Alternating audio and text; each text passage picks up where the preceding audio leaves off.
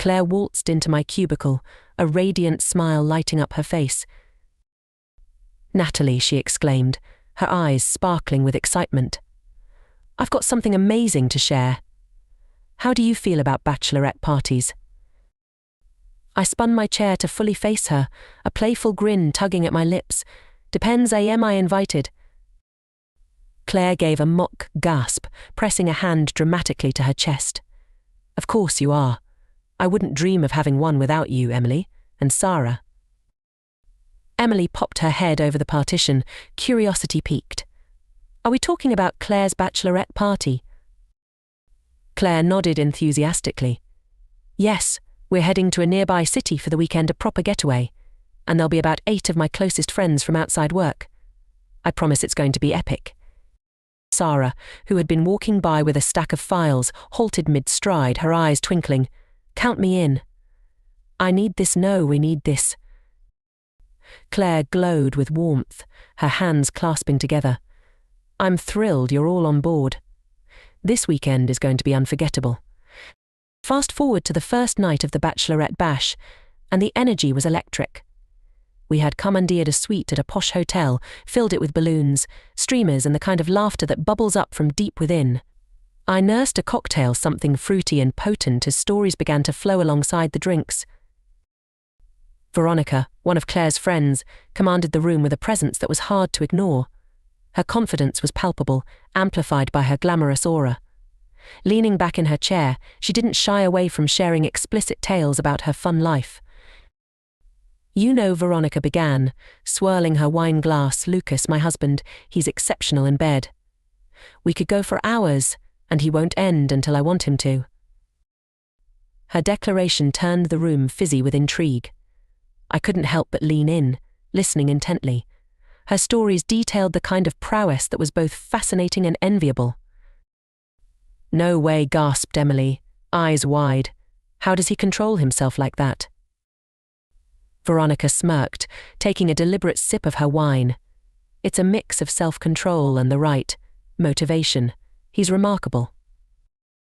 My mind wandered, caught between admiration and curiosity. The idea of a lover so perfectly attuned to desire, able to extend fun indefinitely, stirred something deep within me. "Now that's something worth celebrating," Claire joked, lifting her glass. The rest of us followed suit, clinking our glasses together, the room filled with the clatter of celebration.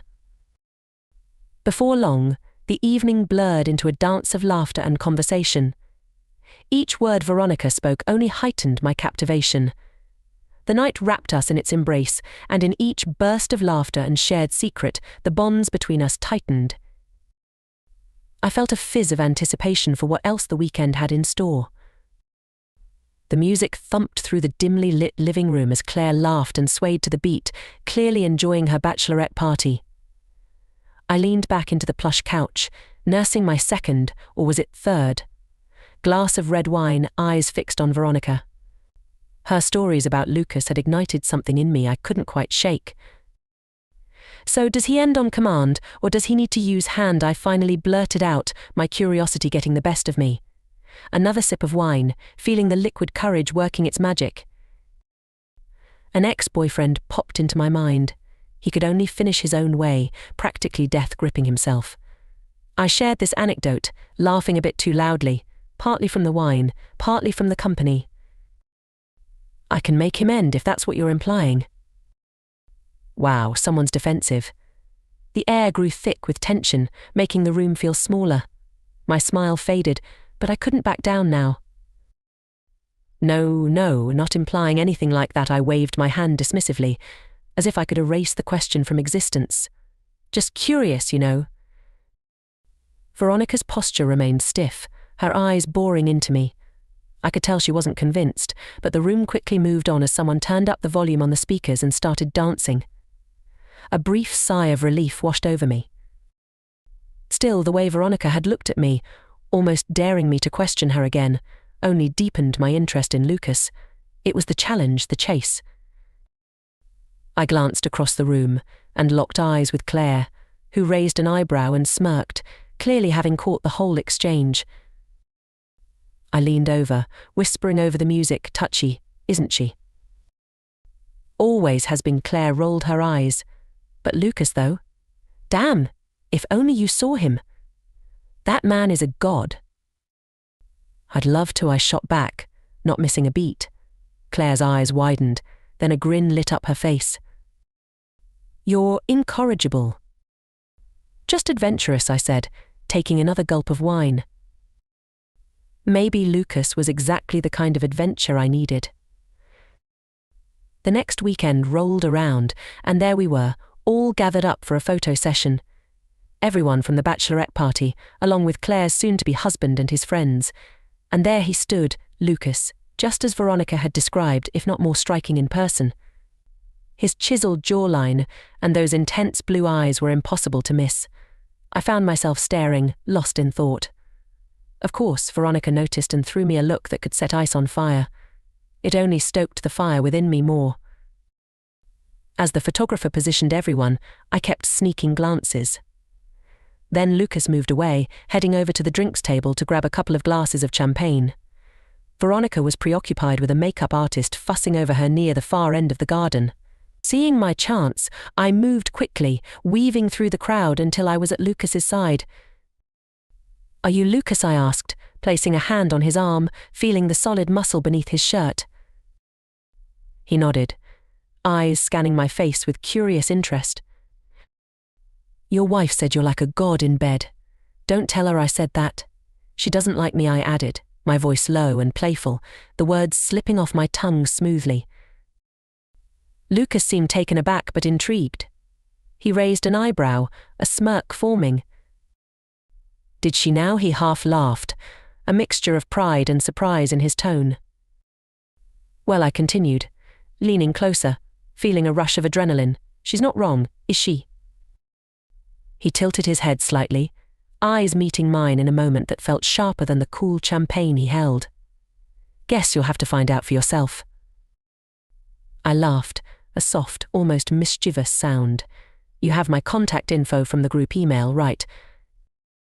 His smile widened, realizing the game we were playing. I do.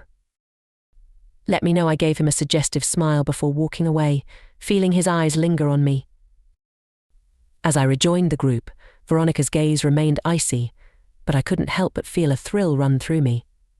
It was like the stage had been set, and the curtain was about to rise.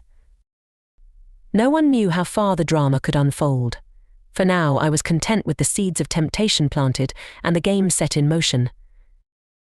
On Tuesday morning, I rolled out of bed and groggily shuffled to the kitchen. The sound of my coffee maker gurgling to life was the only thing that might wake me up. My phone buzzed on the counter and, without thinking, I swiped it open. Lucas's name lit up my screen. Hey, Natalie. Are you free Friday night? I could practically feel my heart skip a beat. Veronica had mentioned something about being out of town this weekend. Perfect timing. Yeah, I'm free, I texted back, biting my lip. What did you have in mind? The screen shimmered with a new message almost instantly. I was thinking I'd come over to your place, if that works for you. Hell yes. I stared at the simplicity of the words, feeling a rush of excitement. Sounds perfect. See you at 8. 8 it is. Looking forward to it. The rest of the week dragged on. Each passing day seemed like a painfully slow countdown to Friday. I buried myself in work, deadlines flying past me like background noise as I focused on one overwhelming thought: Lucas. When Friday finally rolled around, I spent the afternoon getting ready. The shower was extra steamy, the wine was decanted and breathing, and I slipped into a sheer black lace ensemble that left very little to the imagination. I watched the clock like a hawk as it edged closer to 8. At 10 to, a knock echoed through my apartment. Mystic anticipation crackled like electricity in the air. With a deep breath, I twisted the knob and opened the door. There he stood, exuding confidence in every inch of his well-built frame. Lucas didn't say a word as he stepped in, brushing past me with a glint in his eye. His hands found my waist almost immediately, and the chemistry between us ignited like a wildfire. I reached up, tracing the outline of the scar above his eyebrow before pulling him. We didn't even make it to the living room right there in the hallway. An intoxicating blend of heat and urgency enveloped us as he took me. We eventually made our way to the bedroom. He made me end so many times I lost count. Finally, a growl of his own escaped. The force sent shockwaves through me. We collapsed, and the only sounds left were our heavy breaths and the city humming faintly outside the windows. Lying in bed, the sheets warm with the remnants of our heat, I turned to Lucas, catching my breath. "How do you do it?" I asked, tracing a lazy finger along the scar above his eyebrow. "How can you go for so long?" He smirked, a mix of pride and something deeper in his blue eyes. It started after I began taking anxiety medication, kind of an unexpected side effect. That revelation added another layer to his allure, like I'd unlocked a secret level in a game I didn't know I was playing. We talked about it a little more, his voice becoming a low murmur in my ear. The medication dulled his anxieties but seemed to heighten everything else. The connection between such an intimate part of his life and the quiet war inside his mind fascinated me. Lucas stayed for a while, our conversation weaving through everything and nothing at all. It felt raw, spent, vulnerable, like the honesty that only happens under the cover of darkness. Eventually he had to leave, his phone buzzing with texts he couldn't ignore any longer. "I'll text you," he promised, kissing my forehead gently, "when I can get away again." That week was a hazy mix of anticipation and memories of our night together. Every touch, every breath, replayed in my mind like a favorite movie on loop. Lucas kept his promise, texting me a few times, each message a spark that reignited the fire inside me. It didn't take long before we arranged another secret meeting. We couldn't get enough of each other, the risk stitching our encounters with an intoxicating thrill. We met in secluded places, sneaking away from our routines, driven by a need that neither of us bothered to fully understand.